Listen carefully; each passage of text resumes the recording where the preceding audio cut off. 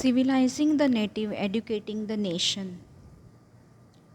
How the British saw education. The British in India established their rule over the entire country. They had to civilize the natives by giving them proper education and by changing their customs and values. William Jones, an expert in law and a linguist, began to study ancient Indian texts on law, philosophy, religion, politics, morality, arithmetic, medicine, and other sciences. Englishmen like Henry Thomas Colebrook and Nathaniel Halheld were also busy discovering the ancient Indian heritage, mastering Indian languages, and translating Sanskrit and Persian works into English. Jones and Colebrook shared a deep respect for ancient cultures, both of India and the West Indian civilization. They felt had attained its glory in the ancient past but had subsequently declined. In order to understand India, it was necessary to discover the sacred and legal texts that were produced in the ancient time. Jones and Colebrook went about discovering ancient texts, understanding their meaning, translating them, and making their findings known to others. Several company officials got influenced by these ideas. They felt that the Hindus and the Muslims ought to be taught what they were already familiar with and what they valued and treasured, not subjects that were alien to them. It was thought that this was the only way the British could win the hearts of the natives and could get respect from them. Not all company officials shared these views. They began to criticize the Orientalist vision of learning. They strongly disapproved the British effort to encourage the study of Arabic and Sanskrit language and the literature. James Mill was one of those who attacked Orientalists. He was, he was of the opinion that Indians should be made familiar with the scientific and technical advances that the West had made, rather than with the poetry and sacred literature of the Orient. Thomas Babington Macaulay, another critic of Orientalists, saw India as an uncivilized country that needed to be civilized. He emphasized the need to teach Indians the English language. Finally, the English Education Act of 1835 was introduced. The decision was to make English the medium of instruction for higher education and to stop the promotion of Oriental institutions like Calcutta Madrasa and Banaras Sanskrit College. In 1854, an educational dispatch, popularly known as Wood's Dispatch, was sent to India, outlining the educational policy that was to be followed in India. It emphasized once again the practical benefits of a system of European learning. The British took several measures to uplift the India's educational system. They set up education departments of the government. Universities were established in Calcutta, Madras, and Bombay. Up to the mid 19th century, the company's primary concern was to improve higher education. In 1830s, William Adam, a Scottish missionary, was given the charge by the company to, to tour the districts of Bengal and Bihar. He was asked to report to the progress of education in local schools. After getting Adams' report, the company took decision to improve the system of vernacular education. It appointed a number of government pundits, each in charge of looking after 4 to 5 schools. The task of the pandit was to visit the pathshalas and try to improve the standard of teaching. New routines and rules were introduced. Teaching was now to be based on textbooks and learning was to be tested through a system of annual examination. Students were asked to pay regular fees, attend regular classes, sit on fixed seats, and obey the new rules of discipline. Not only the British officials but several Indians too wanted to spread English education in the country. The Indians felt that Western education would help modernize India. Hence, they urged the British to open more and more schools, colleges, and universities. At the same time, there were other Indians too, such as Mahatma Gandhi and Rabindranath Tagore, who were against Western education. Mahatma Gandhi argued that Western education created a sense of inferiority in the minds of Indians. It would enslave Indians. He felt that Indian languages ought to be the medium of teaching. Education in English crippled Indians, distanced them from their own social surroundings, and made them strangers in their own land. With the spread of nationalist movement, other thinkers also began thinking of a system of national education which would be different from that one set up by the British. Rabindranath Tagore stated that creative learning could be encouraged only with a natural environment. So, he chose to set up his school 100 kilometers away from Calcutta in Shantiniketan. A linguist is one who knows and studies several languages.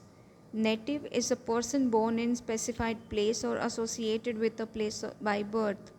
Orientalist is those with a scholarly knowledge of the language and culture of Asia. A munshi is a person who can read, write, and teach Persian. Vernacular refers to a local language or dialect as distinct from standard language. Minute is a short note on a subject. Dispatch is an official report. Pathshala is a local school, and Guru is a teacher.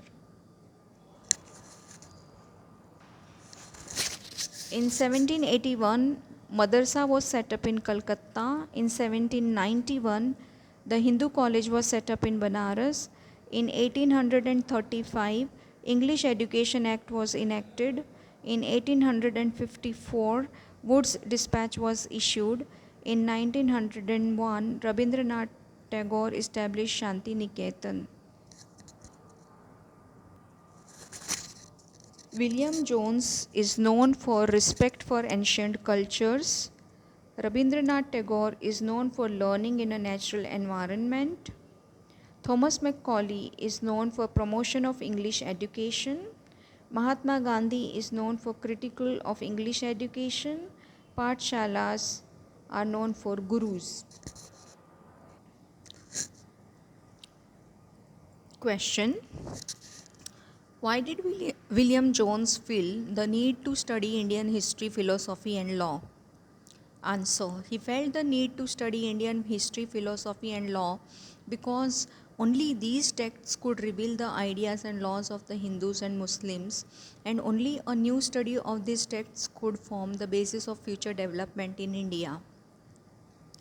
Question: why did James Mill and Thomas Macaulay think that European education was essential in India?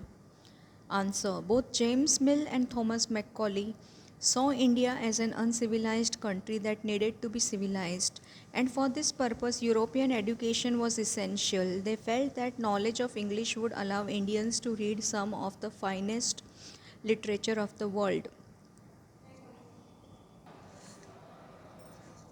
Teaching of English could thus be a way of civilizing people, changing their taste, value, and culture. Question: why did Mahatma Gandhi want to teach children handcrafts? Answer: Mahatma Gandhi wanted to teach children handicrafts because only then they would be able to know how different things were operated. This would develop their mind and their capacity to understand. Question: why did Mahatma Gandhi think that English education had enslaved Indians? Answer: Mahatma Gandhi was against English education. He argued that this type of education had created a sense of inferiority in the minds of Indians. It had made these see Western civilization as superior and had destroyed the pride they had in their own culture. It had cast an evil spell on Indians. Education in English had crippled them, distanced them from their own surroundings and made them strangers in their own lands. What is more, it had enslaved them. Question: find out from your grandparents about what they studied in school. This is to be attempted by student. Question: find out about the history of your school or any other school in the area you live. This is to be attempted by student. Question: name the different languages that William Jones studied. Answer: the different languages William Jones studied were Greek, Latin, English, French, Arabic, and Persian. Question: why was Calcutta Madrasa set up? Answer: Calcutta Madrasa was set up to promote the study of Arabic, Persian, and Islamic law.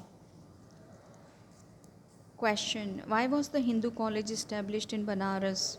Answer: the Hindu college was established in Banaras to encourage the study of ancient Sanskrit texts that would be useful for the administration of the country. Question: name two individuals who sharply attacked the Orientalists. Answer: James Mill and Thomas Macaulay sharply attacked the Orientalists. Question: what did Thomas Macaulay urge the British government in India? Answer: Thomas Macaulay urged the British government in India to stop wasting public money in promoting Oriental learning, for it was of no practical use. Question: how were Oriental institutions like the Calcutta Madrasa and Banaras Sanskrit College viewed by British? Answer: these Oriental institutions were viewed as temples of darkness that were falling of themselves into decay. Question: name the places where British established universities. Answer: the British established universities in Calcutta, Madras, and Bombay. Question: where were classes held under the system of pathshalas?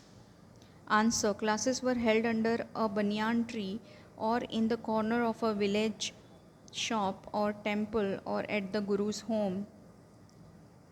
Question: what type of education was given to the children in pathshalas?